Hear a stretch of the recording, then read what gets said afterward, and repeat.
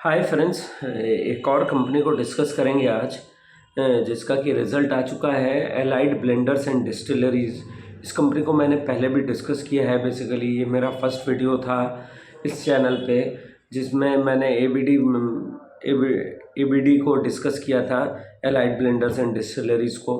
तो ये company basically 1988 में बेसिकली ये आई थी, और इन्होंने सबसे पहला ब्रांड जो अपना लॉन्च किया था वो था ऑफिसर चॉइस विस्की, जो कि इनका सबसे पहला ब्रांड था और वो सबसे ज़्यादा चला था इनका। और उसके थ्रू क्या हुआ था, इन्होंने मार्केट कैप्चर किया। बेसिकली वो एक इनका इतना बढ़िया ब्रांड था कि जिसपे अभी भी इनका ग्रॉस मार्जिन जो है वो करीब करीब 40% के आसपास है, 42% के आसपास है। तो कंपनी का कोशिश ये है कि उस पैसे को वो बेसिकली दूसरे ब्रांड को डेवलप करने में आज की डेट में लगा रहे हैं। अब तक कंपनी का 25 ब्रांड है। Russian standard vodka, Woodburn whisky, Zoya gin, sterling reserve, officer choice, officer blue, iconic white और golden mist brandy, Srishti whisky और कायरोन ब्रांडी। ये इतने सारे इनके ब्रांड्स हैं जिसके बेसिस पे काम कर रहे हैं। इनकी 2 डिस्टिलरीज़ हैं, दोनों ही तेलंगाना में हैं।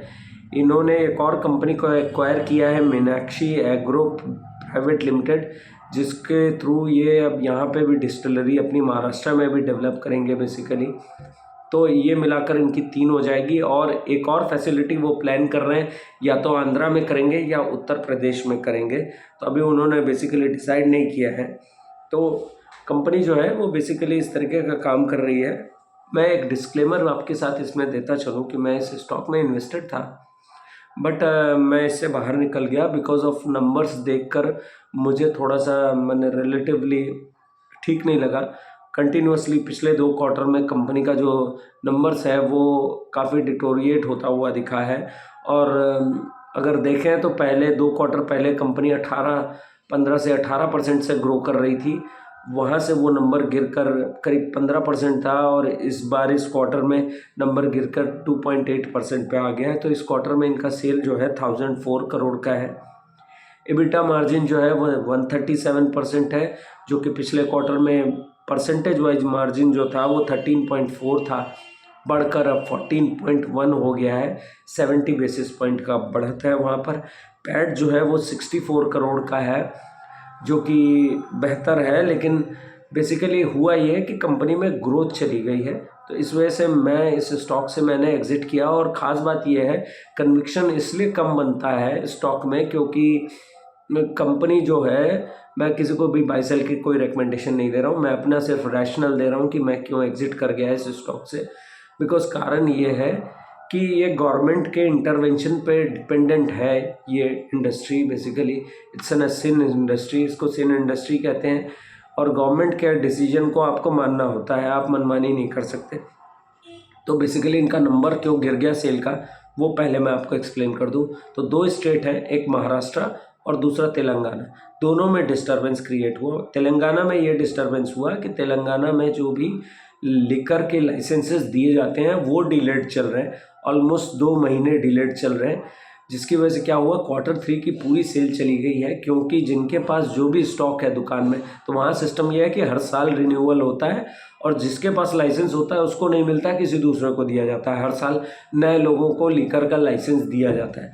तो उसकी वजह से होता यह है कि जिनके पास जो भी स्टॉक बचा होता है उनको वहीं उस दुकान से बेचना होता है, क्योंकि सरकार कोई भी प्रोडक्ट वापस नहीं लेगी, सरकार ही लाइसेंस देती है, तो वो प्रोडक्ट वापस नहीं लेगी।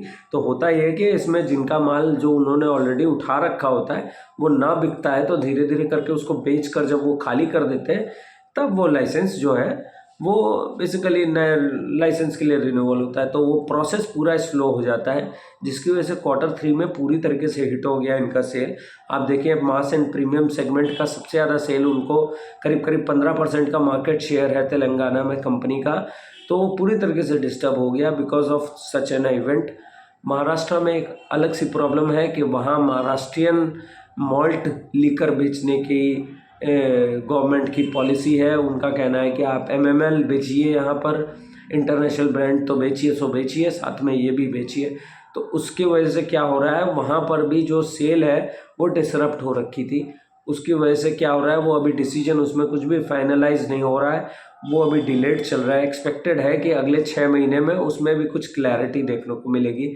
तो देखते हैं कैसे क्या है, वो थोड़ा सा डिलेड प्रोसेस चल रहा है। तो इन सारे कारणों से इन दोनों स्टेट से इनके सेल के जो है उसको एक ज़बरदस्त हिट लगा है बेसिकली। अब इन्होंने 3 नए ब्रांड लॉन्च किए basically, Rangeela vodka, yellow designer whisky yes, और औध आयरिश विस्की जो है, ये 3 ब्रांड इन्होंने लॉन्च किए हैं बेसिकली। ये तीनों ब्रांड ही इन्होंने लॉन्च किए हैं एबीडी माएस्ट्रो जो इनकी सब्सिडरी है उसके तहत। बेसिकली ये वो कंपनी है जिसमें एक जेवी हो रखा है रणवीर सिंह के साथ। Ranveer Singh as an actor जो हैं आप जानते हैं, वो ब्रांड एम्बेसडर भी हैं इस कंपनी के लिए। तो वो इसमें 60-70% की हिस्सेदारी रखते हैं। कंपनी ने 70 करोड़ करके हर सालाना इस पर खर्चा भी किया है इस ब्रांड को बिल्ड करने में। तो अब इस क्वार्टर में इसका जो अब तक के क्वार्टर में जो सेल आया है वो 40 करोड़ का आया है। कंपनी की एक्सपेक्टेशंस ये है कि अगले क्वार्टर में और 40 करोड़ का सेल होगा, तो करीब करीब 80 करोड़ हो जाएगा, और नेक्स्ट ईयर ये सेल का नंबर 160 करोड़ पे जाएगा। तो आप इसको ऐसे देखें कि ये थोड़ा सा प्रीमियम काइंड ऑफ अल्कोहल है जो बिकता है, और इसमें रणवीर सिंह के साथ पार्टनरशिप की है कंपनी ने। तो उसमें इन्होंने 3 नए ब्रांड लॉन्च किए हैं बेसिकली। तो कंपनी की अगर बात करें तो कंपनी ने जो कॉन कॉल में जाकर ज़्यादा क्लैरिटी दी, और कई बार ये सवाल बार बार पूछा, कई एनालिस्ट ने पूछा उनसे कि आपका ग्रोथ का नंबर जा रहा है, इस पर आप कैसे देख रहे हैं और कैसे क्या बता रहे हैं। तो उनका ये कहना है कि देखिए अब हम मास प्रीमियम पे ध्यान नहीं दे रहे हैं, हम पीएनए सेगमेंट में ज़्यादा ध्यान दे रहे हैं। माने प्रीमियम एंड माने प्रीमियम सेगमेंट पे ज़्यादा इनका जोर है, और महंगी अल्कोहल्स बेचने पे उनका ज़्यादा जोर है। तो वॉल्यूम जो है वो हिट होता हुआ दिखेगा। हालांकि उनका गाइडेंस यही है कि वो 10-12% से ग्रो करेगा। उनका ये मानना है कि वॉल्यूम में थोड़ा सा आपको डिप ज़रूर दिख सकता है, लेकिन हमारा प्रॉफिटेबिलिटी बढ़ती हुई दिखेगी। आने वाले साल के लिए उन्होंने टारगेट दिया है फिनेंशियल ईयर 28 में, जो उनका प्रॉफिटेबिलिटी है वो करीब करीब 3% EBITDA मार्जिन पे बढ़ जाएगी, करीब करीब 16-17% के आसपास है, और आने वाले समय में और भी बढ़ती हुई दिखेगी, जब 18-19 के आसपास भी जा सकती है।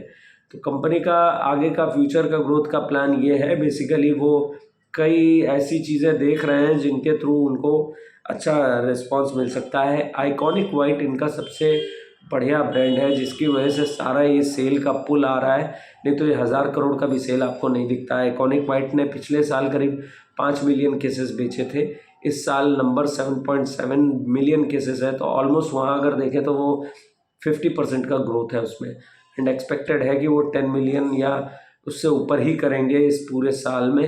तो लेट्स एक्सपेक्ट कि क्या होता है इसमें।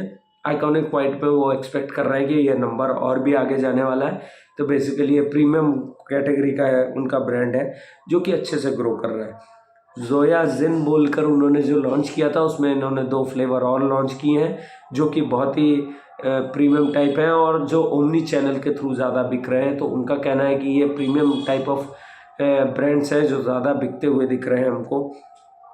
उन्होंने तेलंगाना में अब तक ब्रांडी का कोई भी प्रोडक्ट नहीं लॉन्च किया था, और उनको वहाँ कोई सेल नहीं मिल रही थी।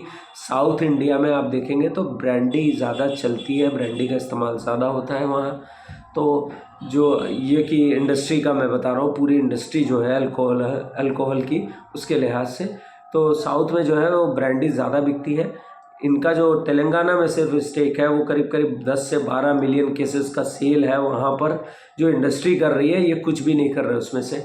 तो बेसिकली इनको एक अप्रूवल लेना पड़ता है गवर्नमेंट से, और ये अप्रूवल इनको मिल गया है। एक्सपेक्टेड है इस अगले क्वार्टर में ये वहाँ पर अपनी ब्रांडी को लॉन्च भी करेंगे। तो उनका ये मानना है कि वहाँ से भी कुछ ग्रोथ मिलती हुई दिखेगी उनको, क्योंकि ब्रांडी का ये ब्रांड नहीं, इनका कैरॉन ब्रांड जो है उसको लॉन्च करेंगे बेसिकली।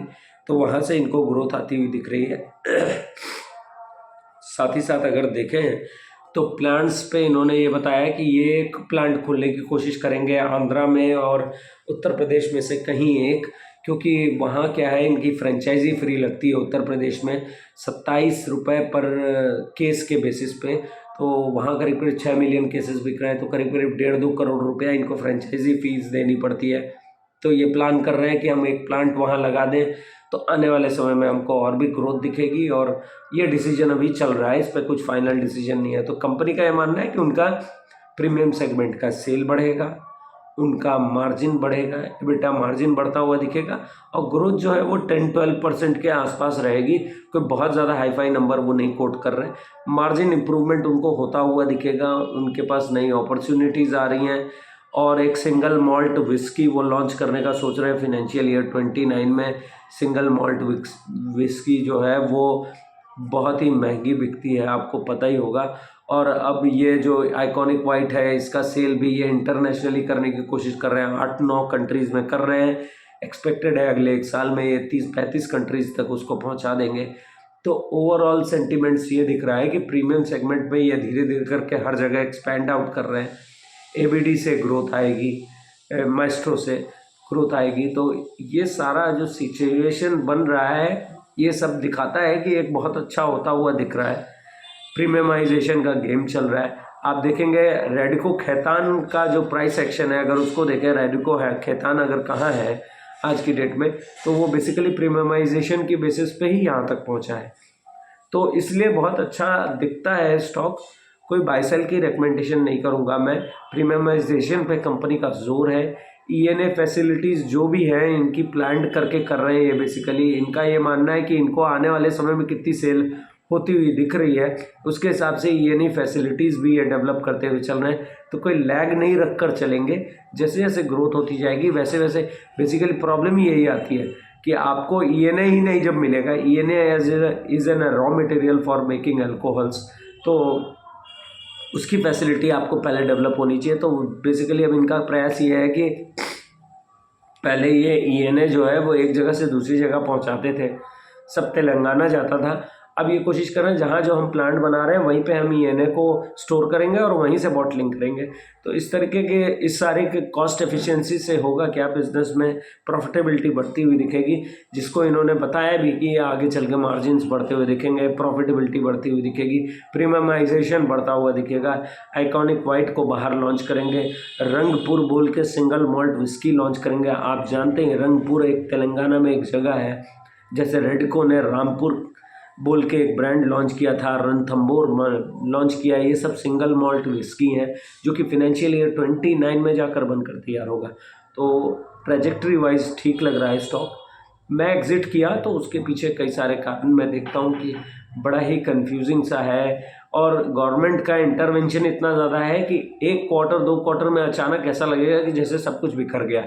तो इस तरीके की चीज़ों में क्या होता है, कन्विक्शन नहीं आता। जब आपको कन्विक्शन आए कि नहीं ये लंबे समय पे मुझे इसको आगे बढ़कर देखना है तो ले सकते हैं, तो मैं अभी तो एग्जिट कर गया था स्टॉक से। लेकिन मैं कोशिश ये रहेगी कि आने वाले समय में अगर मुझे अपॉर्चुनिटी जब सही जगह पे दिखेगी या करते हुए दिखेगी, बिकॉज देखिए ये सारी चीज़ें एग्जीक्यूशन पे है, और कब क्या इंटरवेंशन आएगा गवर्नमेंट, क्योंकि गवर्नमेंट का इंटरवेंशन इस तरीके की इंडस्ट्री पे बहुत ज़बरदस्त होता है। वो एकदम से आके डिसरप्ट कर देते हैं आपको। तो थोड़ा सा सेफली खेलने वाला स्टॉक है ये। मैं इसको एक्सपेक्टेशंस मेरी यही है कि रेडको खैतान जैसा होगा। अगर आप प्राइस सेक्शन देखेंगे तो आप समझ जाएंगे मैं क्या बात कह रहा हूँ। तो बहुत डिटेल में इसको और मैं नहीं जाता हूँ, और भी बहुत सारी चीज़ें थी शायद मैं मिस आउट कर रहा हूँ।